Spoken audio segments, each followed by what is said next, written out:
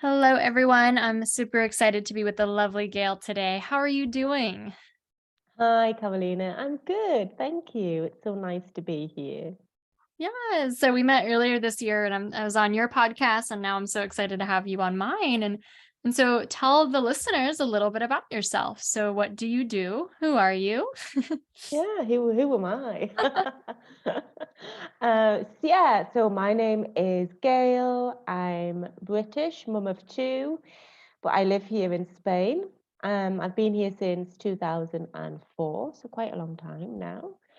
I trained as a teacher. I used to be a languages teacher in secondary school, and then when I came over to Spain, I started teaching English. I am now a sobriety coach, and I help women transform their relationship with alcohol. And I've been doing that since not long after I quit drinking, actually. So since about 2018. And yeah, that's what I do. Awesome. Well, there's so many exciting parts of your story that I'd love to dig into. Mm. And I'm so impressed by women who make pivots in their lives, not only for ditching alcohol yourself, but just to be like, I'm going to pivot my career, I'm going to start this new chapter. So I'm really Mhm. excited to learn from you. So walk us back to before 2018. Like what did your life and just how did you come to the realization that you wanted to change your relationship with alcohol look like walk us back to the before. Yeah, well, I was probably in my younger days. Alcohol didn't really figure when I was growing up, when I went to university, even when I was, started teaching, it wasn't such a big deal. I might have had a glass of wine on a Friday night, but, that was it basically. And as you know, it gradually crept in, the Friday night, one glass of wine became two or three, and then it became a Thursday, and then, oh, I might as well finish it on a Saturday. And then I had my first son, and I think it was part of the overwhelm and dealing with that. In the beginning, I didn't touch anything, but as time went on and I felt more and more isolated and alone, then it was, as many mums will say, the treat at the end of the day, the little reward. It helped me sleep also. But still, I didn't really rely on it, I would say, as I did just before I stopped drinking. So my eldest son was born in 2002. We came over here to Spain in 2004. And then it kind of kicked off, I suppose. Alcohol is an, such a social thing in Europe. You go out for tapas.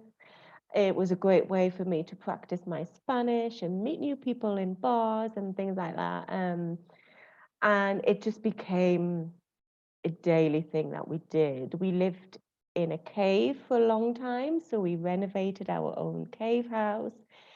And at the end of the day, after, mixing cement and laying floors and doing all of that stuff, it was like, oh, okay, let's have a beer now. And it just kind of went from there. So I'd been drinking daily, I would say, for a long time, maybe 15 years probably. Um, and then I had a second son. And again, it was so important to me when I was pregnant, obviously. And then again, when he was little, not to touch anything because I was just, I wanted to be the best mum that I could be. But it just slowly crept back in.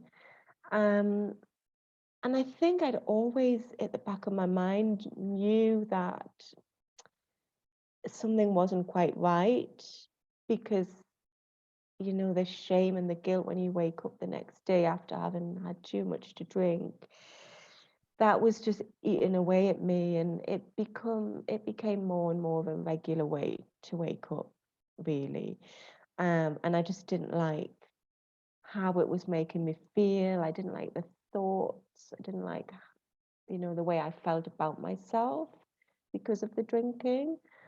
Um, I didn't like how I put alcohol before my kids, which I did, especially towards, the end before I stopped drinking. And I did have this period of about 6 months when I just woke up one day and I thought, okay, I'm not going to drink. And that was it for 6 months. It was the easiest, best thing that I'd ever done. And then something happened and it just went straight back into, the daily drinking again.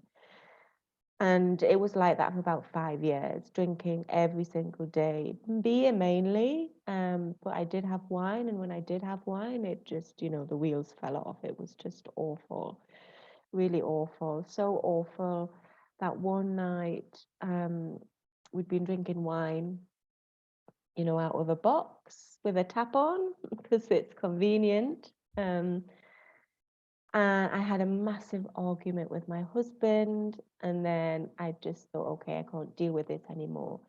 And I went and I got in the car, and I was so drunk, I really couldn't see what I was doing. I was that drunk. And I didn't realize that my youngest son had sneaked in the car with me. And I started the engine because I didn't know he was there. And then he started to cry. Thankfully, he started to cry, and that was enough to bring me back to my senses. And thankfully, I'm just so thankful that I didn't actually drive anywhere. And it was such a shock to me that I could actually do that. But it didn't stop me drinking that day because the shame, I think, was so intense. I didn't know how to cope with it. So I did actually carry on drinking for probably a few more months after that. And it just slowly started to get too much. Well, it was already too much, but I think after that, it was the awareness of, come on, what are you doing here? Really, what are you doing? And my husband drank as well, so it was a together thing. And then weirdly, he decided, oh, I'm not going to drink today. I was like, what? Where's that come from? Because we hadn't discussed it. I think it's quite a private struggle. I thought he was fine doing his thing, and he probably thought I was fine with it. But inside, it wasn't fine. So when he said that, my first instinct was, what? I'm not prepared at all. And there's beer in the fridge. I have to drink the beer. So I did. He said, okay, that's it. I'm not drinking. And I finished the 2 beers that were in the fridge. And the next day I said, so what's happening? Are we going to the shops to buy some beer? And he said, no, I'm fine. I don't think I'll drink. And I thought, oh, well, if you're not drinking, then I can't drink. I'm not going to go buy myself, some beer or whatever. And part of me was like, no, it's not fair. I'm not ready. What are you doing? And the other part of me was just, oh, thank you. I really needed this. And that was it. We hadn't gone back. And it's just been the best thing that he's ever done for me, and consequently, the best thing that I've done. Yeah. Wow, what an incredible story, Gail. I'm so impressed by, you can see in hindsight these little clues, these little like nudges from our intuition that we get, but we're just unable to listen to them, or we don't have the bravery to listen to them, and then how the universe kind of put an idea into your husband's mind to go first, and that kind of helped you go. That's really incredible. So as you were making these changes, like obviously it's kind of a lifestyle overhaul, and you have so much that's going on. You have your career, you have children, you have just the midlife kind of things that happen to us. So what was effective for you? Like what helped you actually make the changes that year? I think what was different this time, even though it was kind of forced on me, I tried before. I'd woken up as you do, that's it, I'm not drinking again. And then by, 2 o'clock, it was like, okay, well, it's 2 o'clock, I need to have a beer. And that was the thing that scared me most actually before I made the change. Was I really going to do it this time? Was I able to do it? I think it was part of that fear and not trusting myself that kind of kept the cycle going.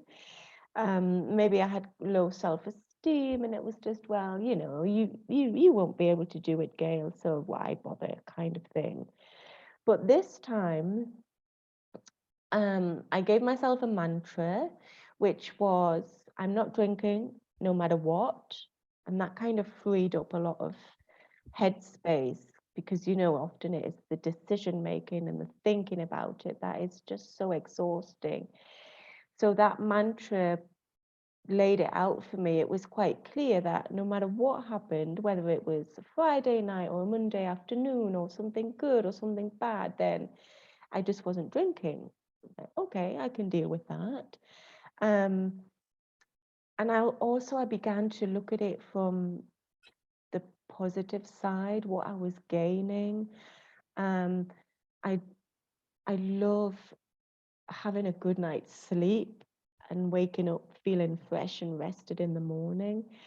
And obviously drinking wasn't doing that for me at all. So I kind of latched onto that in the beginning as well, just how nice it was to go to bed knowing that everybody was where they're supposed to be, in bed, safe, they'd been fed, they'd had a story read to them, especially the little one. And they were warm, they knew they were loved, and I'd done my best for them that day. And then waking up in the morning, it was just a revelation to me, I suppose, how amazing it is to wake up feeling normal, without the guilt and the shame and the regret and the grogginess and the hangover, and just feeling less than, I suppose. So I latched onto those two things really to keep me going. And because they did feel so good, I think I started to help myself feel good in other ways. So there was lots of cake in the beginning, lots of treats, lots of fresh air, really trying to remind myself that actually this is a good thing that you're doing. And that really helped, um, just with a general day to day of it, I suppose, because in the beginning, I think before I'd stopped, it was the thought of not drinking that again kept me stuck.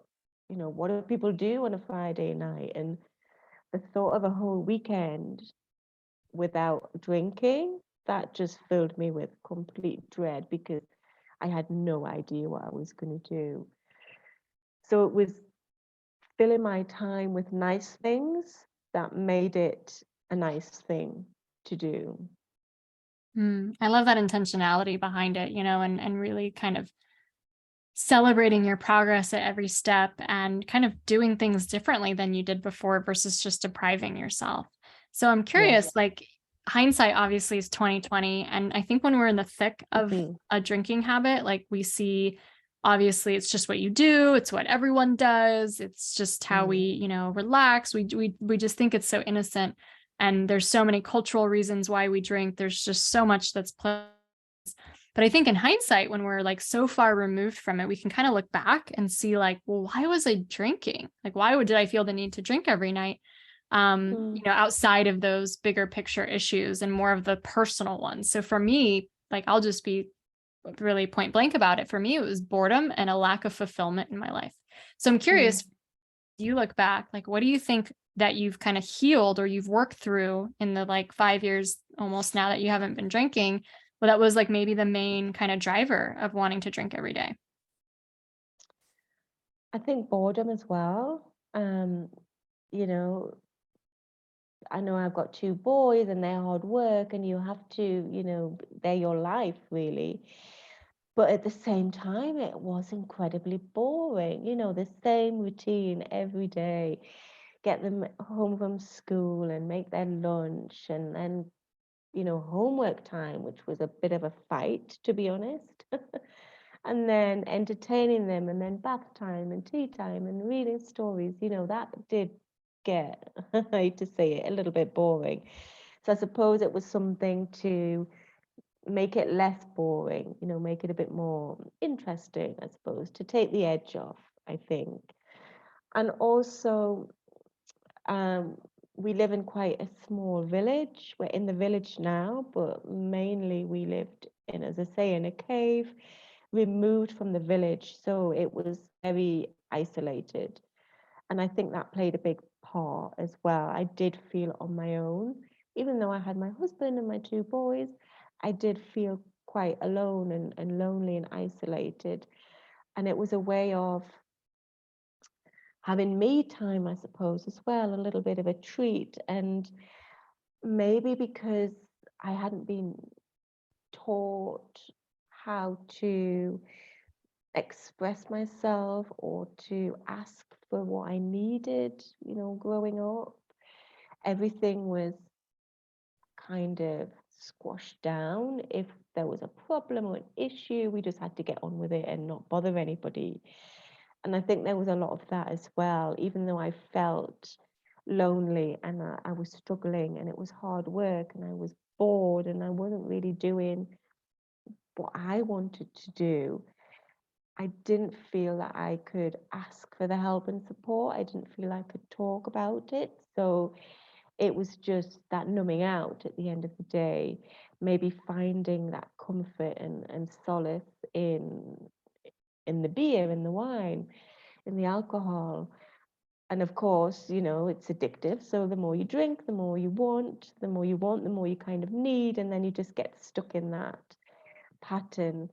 And it got to a point where I really couldn't do anything without either having a drink in my hand or the anticipation or knowing that I was gonna have it. So I think the biggest change, the thing that I've worked on the most is trusting myself again, caring for myself, acknowledging that I am a person and I do have needs and those needs do deserve to be met, and not feeling guilty if I want to have some alone time or go and cry or do something for me. I think that's probably the biggest thing, is recognizing that I'm worthy of my desires and needs and wants, and it's okay to ask for help. It's okay to express how I feel.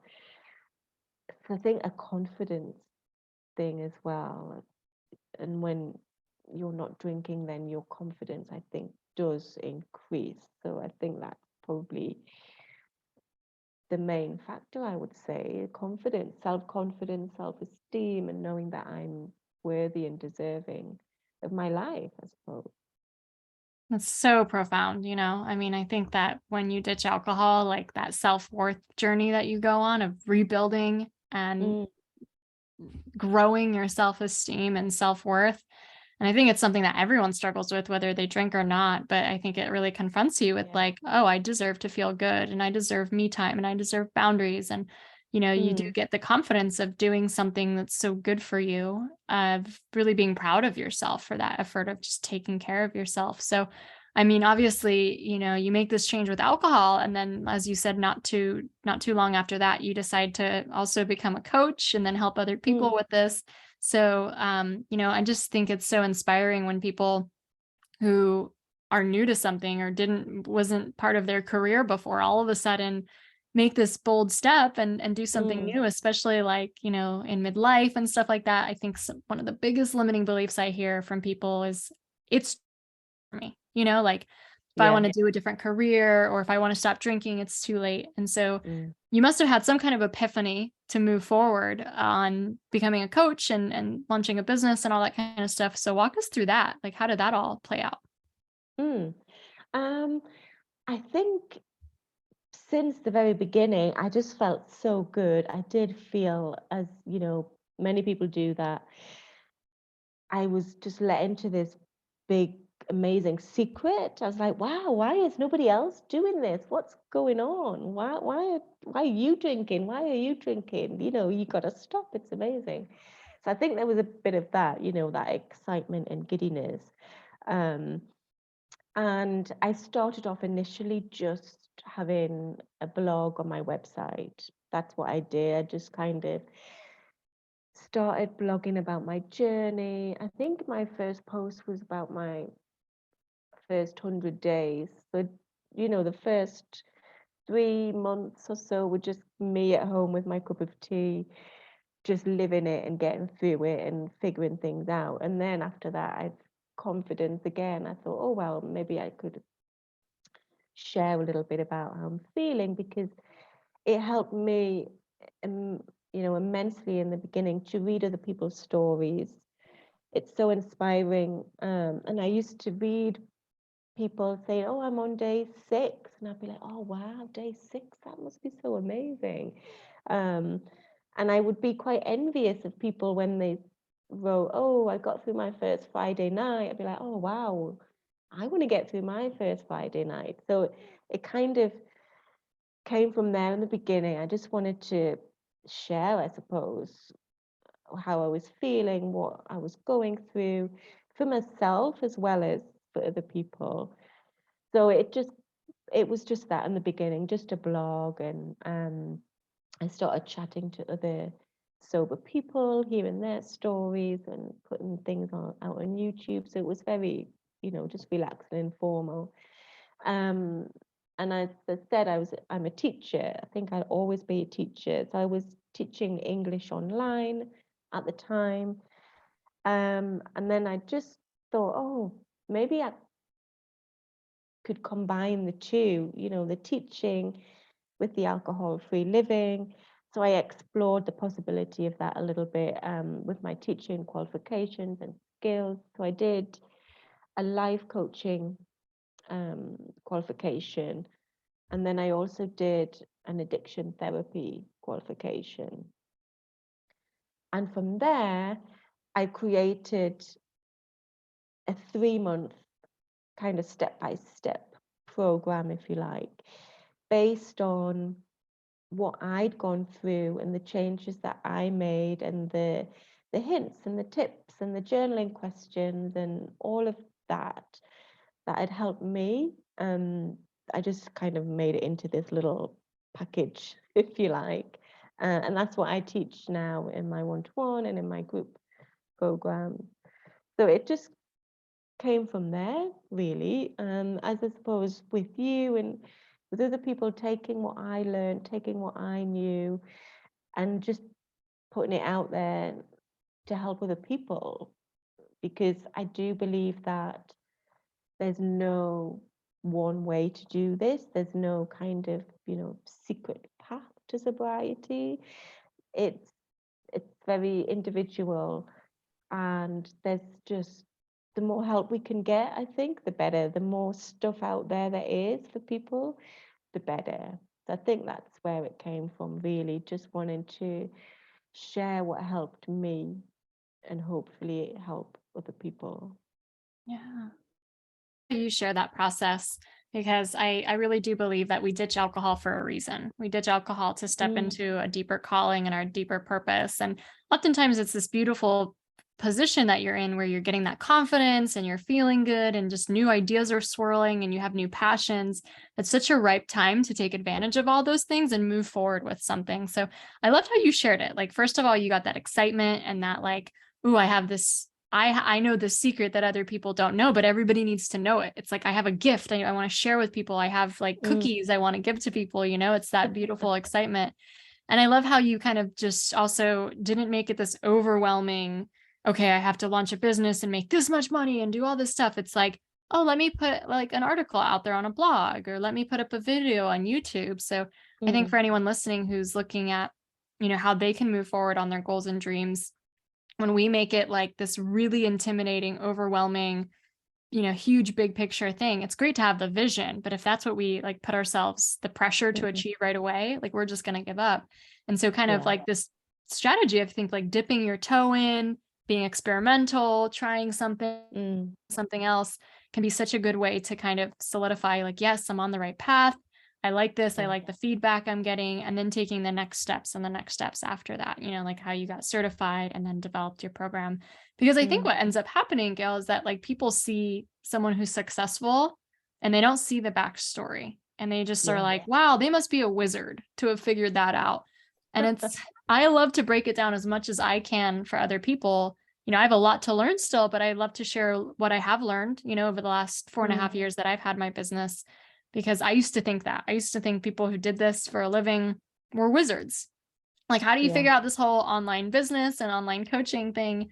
And it's really, I believe, a step of baby steps being presented to you. And you just take the Yeah. first one, and then the next one, Exactly. and the next one, and the next one. Mm. And I think it's Mm-hmm. also so empowering to hear from someone who's like pivoted, with the kids, with the career, with the like established life you already had. Because I think, like I said earlier, that belief we have of like, it's too late, or, I'm already established in this way, I'm not going to change. Yeah. It's so beautiful to just see examples of people who redefine themselves at any stage, Mm. at any age of their life. Mm-hmm. Yeah, and it was kind of unexpected. I didn't set out to do this. It just kind of happened. And you're right, I think it's because we change as people, don't we? As we get more confident and we realize that, what we've got can help other people. And, I'm still me, I'm still a teacher, I just do it in a different way. And I think I'm a bit more passionate about this subject than I am about, I don't know, regular verbs or something in English. um, and I didn't, quit teaching and start this. It's been a transition. I still do have the odd English client. I think that I will always be that person who just wants to teach. But this has just shown me that there are many things that you can teach and help people with, but it is a confidence thing, I have to say. And yeah, I don't think it's ever too late to go after something that inspires you and lights you up. Yeah. And look at how you going after that helps so many other people, both in Mm, your practice and just you as an example. I think that's so amazing. And I think it's true that like sometimes even the thing that we're doing in life isn't wrong. Like we mm, might be expressing our gift, but the format is off, if that makes sense. So maybe, yeah. like teaching has always been your calling, but the format or the topic wasn't quite right. And so you kind of Mm, refined it and retooled it. And now you're talking about something you're so passionate with. You just mm-hmm. share that example for anyone who's also looking for a pivot. Like, you don't have to scrap everything. Sometimes it's No. just a switch of the format or the topic or something like that to Yeah. find more alignment. Yeah. Yeah, exactly. And I think it's that trust in ourselves as well, because, you know, often we think, well, I'm not doing it right, or I'm doing the wrong thing, or there's something wrong with me. But I think really deep down, we know what it is that we want to do. We just maybe need a bit of help to get it out there. So definitely, it's a process. And I do kind of liken the not drinking journey to the business journey. There are many ups and downs and twists and turns and, you know, difficult days, amazing days, trying new things. I think in the whole scheme of things, you just have to go with your intuition, with what feels good to you as you kind of experiment and try different ways of doing things. But you're right, we don't have to suddenly do something completely different. It might just be a little tweak here or a little tweak there, or yeah, figuring out what feels good. Yeah. I think, like you said, when you really solidified your alcohol-free lifestyle, there was permission to take care of yourself, permission for me time, permission to take up space, to have your needs met, like you said. And I think Mm, that's the same thing that we're talking about in this other journey, of mm, going after a dream. It's like permission to experiment, to explore, to pivot, to change, to, all those things. So I love the idea yeah. of just permission, that like we are worthy of like you said, going for what you want, having our needs to be taken care of, having our boundaries met, all those kinds of things. And, Mm, how it all comes back down to self-worth is just so incredible.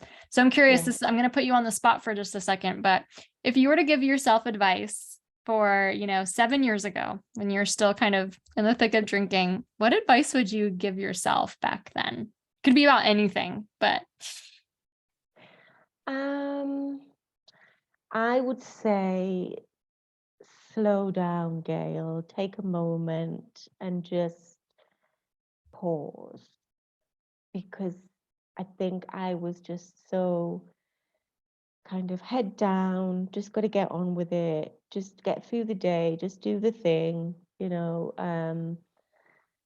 I think I was scared to stop and listen because I didn't really know what was going to come up. But at the same time, it was something that I needed to do.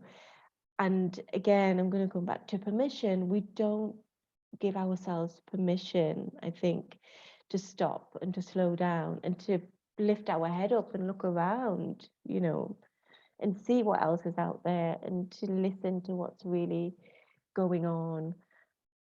And this journey's been a slowing down, if you like, especially the past 6 months. My husband had a stroke, and we just had to slow down, like really slow down and rethink everything. And it's been really scary, but also really eye-opening. And I think if I allowed myself to slow down back then I think I would have had a lot more awareness about what was really going on. And also about myself and what I could handle, what I couldn't handle, because I didn't think I trusted myself very much then either. Everything just felt too big and too scary. But by slowing down, it gives us time, I think, to think and to explore and to just rest. And I think that's so important. So I would say, slow down, Gail. Take a breath. well, your voice is so soothing. I can see, how your energy and essence just conveys that message so well. And hopefully, for this time of year, it's an opportunity for us to slow down a little bit, disconnect a little bit, Yeah. feel the cold, Mm-hmm. chill air on our faces and just kind of reconnect with ourselves. So, Gail, thank you Yeah. so much for coming onto the show. We'll make sure to have your website and all your links in the show notes. So go check out Gail's website. Incredible, incredible lady, and just so amazed at how your journey has evolved. And, the message that you're now sharing with the world is so beautiful and profound. So thank you so much, Gail.